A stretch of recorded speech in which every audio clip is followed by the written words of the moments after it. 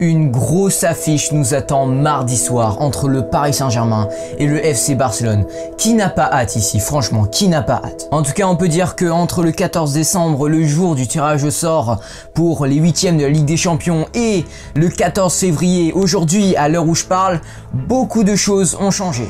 Le 14 décembre, on assiste à un FC Barcelone au fond du gouffre, deuxième de son groupe de Ligue des Champions, apathique sur le terrain et paralysé en coulisses. Les Blaugrana découvrent alors qu'ils affronteront le PSG en 8e de finale. Au vu des failles catalanes, l'issue du duel paraît alors franchement déséquilibrée.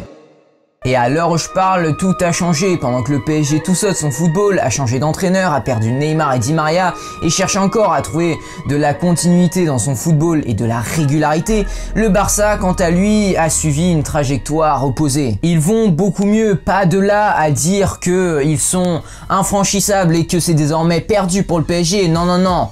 Ils vont mieux, mais ils restent tout de même fragiles sur certains points. Il y a notamment un gros point faible que le PSG devra insister dans ce match ce mardi soir. Donc quels sont les points forts et quel est le point faible de ce FC Barcelone et comment le PSG pourrait profiter de ce point faible? C'est ce qu'on va voir dans cette nouvelle analyse. Bienvenue à Footland, le monde du football.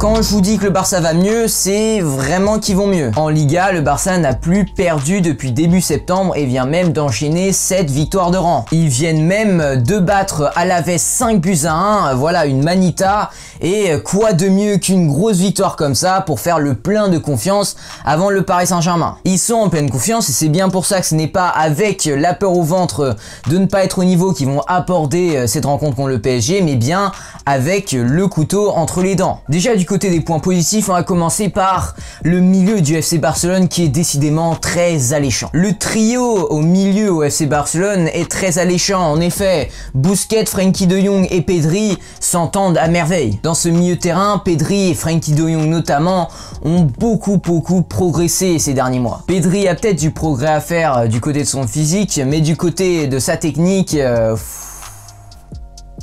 c'est un gamin talentueux des pieds à la tête. Il a cette vista qui fait penser à Iniesta et cette technique qui fait penser à Messi. Et ce n'est pas un hasard si Pedri et Messi s'entendent à merveille sur le terrain. Ils ont le même football. Il a cette simplicité dans son football, ce côté naturel. Tout est naturel dans ce qu'il fait. Comme Messi, il est juste talentueux et c'est vraiment beau à voir. Il agit en vrai électron libre au FC Barcelone. Et d'ailleurs, les milieux de terrain du FC Barcelone, dans la plupart, agissent en électron libre. C'est également le cas de De Jong notamment. Avant l'arrivée de Coman, on ne voyait que très rarement De Jong dans la surface de réparation, si ce n'est jamais. C'était un milieu plutôt défensif qui s'occupait principalement de la relance et qui jouait quand même un grand rôle dans la possession de balle du Barça, mais on ne le voyait que très rarement dans la finition ou même dans la dernière passe. Suffit de regarder les stats, hein. Cette saison c'est 6 buts et 4 passes D, alors que la saison dernière c'est seulement 2 buts et 4 passes D, et c'est surtout ces derniers mois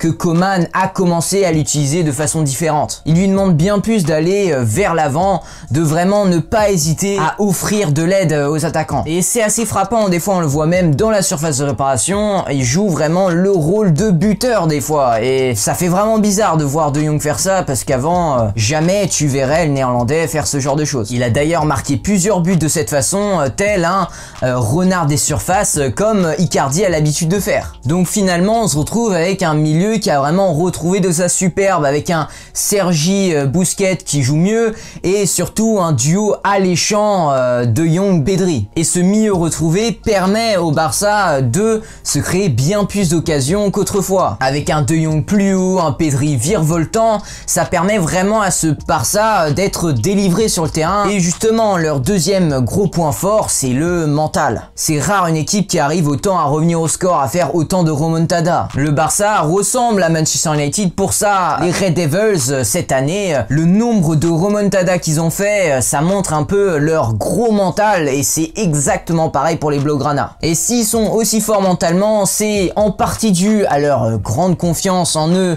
ces derniers temps, mais aussi à leur coach Coman. Ronald Koeman, c'est vraiment pas un entraîneur connu pour être bon tactiquement, mais par contre, dans tout ce qui est aspect physique et mental, il est très fort. Le Néerlandais a toujours eu des équipes qui habituellement prenaient des buts très tôt dans les matchs, mais à chaque fois, comme par magie, ces équipes arrivaient à retourner la situation. Et il a réussi à inscrire cette philosophie, si vous voulez, au FC Barcelone. Ces derniers matchs, c'est assez flagrant. Le Barça a souvent beaucoup d'occasions dans les premières minutes, se prend un but et ensuite retourne la situation comme jamais. On l'a vu notamment contre le Betis Séville, contre Eibar, on l'a aussi vu contre Grenade en Coupe du Roi, un match de folie qui s'est terminé sur le score de 5-3. Souvent, Koeman en début de match incite ses joueurs à aller vers l'avant sans réfléchir même. Souvent, du coup, les équipes de Koeman négligent la défense en début de partie et peuvent prendre des buts de temps en temps. Et les cas où le Barça prend un but, puisque les Blaugrana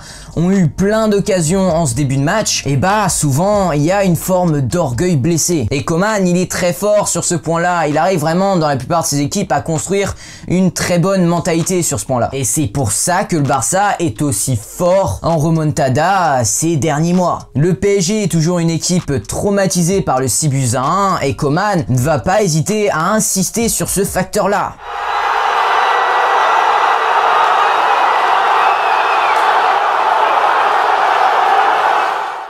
Et dernier gros point fort, je dirais bien sûr que c'est l'attaque. Le Barça a enfin trouvé le trio titulaire de leur équipe. Griezmann, Ousmane Dembélé et Messi. Voici le trio qui est en train de enflammer cette attaque depuis quelques mois. Messi en tant que faux numéro 9 joue à merveille son rôle et permet à Griezmann et à Ousmane Dembélé d'avoir beaucoup plus de liberté. Cela rend leur mouvement extrêmement imprévisible. Avec cette attaque du FC Barcelone, tu ne sais jamais à quoi s'attendre. On a Antoine Griezmann qui a trouvé la bonne carburation, enfin, parce que ça fait longtemps qu'on attend de voir le français à son plus haut niveau. Déjà, ça passe par une meilleure entente avec Messi, c'est tout bête, mais sur le terrain, Griezmann et Messi échangent bien plus de ballons qu'il y a un an. Et surtout, la confiance, il enchaîne les buts et quoi de mieux pour enfin reconstruire sa confiance et vraiment croire en soi. Et Ousmane Dembélé semble aussi enfin avoir trouvé sa place dans ce FC Barcelone. Espérons que ça continue et qu'il ne se blesse pas trop vite. Je veux pas être méchant, mais la blessure de Coutinho en fait était le bienvenu. Ça a permis vraiment à Koeman de identifier clairement quel était son trio titulaire en attaque. Et bien sûr, il y a Lionel Messi qui semble ces derniers temps retrouver un très bon niveau. Contre le Paris Saint-Germain, sauf gros retournement de situation, le FC Barcelone sera mené par un capitaine qui a enfin retrouvé ses éclairs. Après son intersaison mouvementée et toutes les polémiques autour de sa personne, on avait presque perdu le magicien du Camp Nou. Celui qui crée, celui qui marque, celui qui rassemble. Ce samedi, il était de retour au meilleur des moments. En effet, contre Alaves, il a été absolument divin, notamment en deuxième période. Lionel Messi a éclaboussé la rencontre de sa classe avec notamment un but solaire pour rappeler une évidence. Le général sera de la bataille et il compte bien y peser de tout son poids face au Paris Saint-Germain. Et le Barça aura besoin d'un grand Léo Messi contre le Paris Saint-Germain pour éventuellement marquer autant de buts que le PSG, car oui, le Barça a une défense catastrophique. Et oui, c'est leur gros point faible, la défense. Comment dire, la défense du FC Barcelone, c'est rien en fait. Il y a des joueurs, mais il y a tellement d'espace que c'est rien finalement. Elle est tellement facile à passer cette défense, et c'est pas un mur en béton, c'est du plastique. Non mais je rigole pas, il suffit d'une petite accélération d'un attaquant de l'équipe adverse pour que toute l'équipe du FC Barcelone tremble. Et même avec un grand gardien comme Ter Stegen, tu peux rien y faire. Si t'as une mauvaise défense, tu vas te prendre les buts. La preuve avec le Barça. Et le pire, c'est qu'avant ce match contre le Paris Saint-Germain, on constate que le FC Barcelone manque sa charnière titulaire en fait. Araujo et Piqué sont blessés. Les médias ont beau dire qu'ils font tout pour revenir sur le terrain face au Paris Saint-Germain. Oui, ok, peut-être qu'ils seront sur le terrain face au PSG, mais ils ne seront pas à 100%, je peux vous l'assurer. Et quand t'es pas à 100% en Ligue des Champions contre une telle équipe comme le Paris Saint-Germain, ça peut te coûter très cher. Soit le FC Barcelone aura une charnière pas à 100% avec Araujo et Piqué, ou sinon ils auront une charnière centrale composée de Umtiti et Clément Lenglet. Et ça, faut qu'on en parle. Il y a quelques mois, Clément Lenglet c'était le titulaire indiscutable de cette équipe de FC Barcelone, et bah force est de constater qu'aujourd'hui c'est un remplaçant tout juste pour le FC Barcelone. Il a été critiqué par tous les médias espagnols, c'est la folie, mais en même temps, être défenseur au FC Barcelone c'est franchement compliqué vu comment le FC Barcelone de Koeman va vers l'avant et ne soucie pas de sa défense tout simplement. Et de son côté, Umtiti c'est une chute perpétuelle depuis quelques années maintenant. Il aurait pu reprendre une place titulaire ces derniers temps, mais il est tellement mauvais que le vestiaire a demandé à Koeman directement de ne pas le mettre titulaire face au Paris Saint-Germain. C'est fort. Même avec toutes les blessures qu'a subi le FC Barcelone en défense, Umtiti n'est pas titulaire.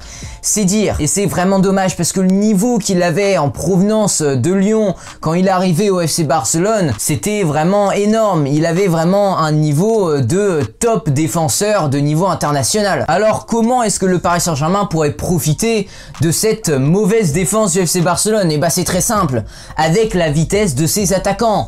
Mbappé, bordel! S'il y a bien un joueur qui peut faire mal à ce FC Barcelone, c'est Kylian Mbappé. C'est maintenant, c'est ton moment.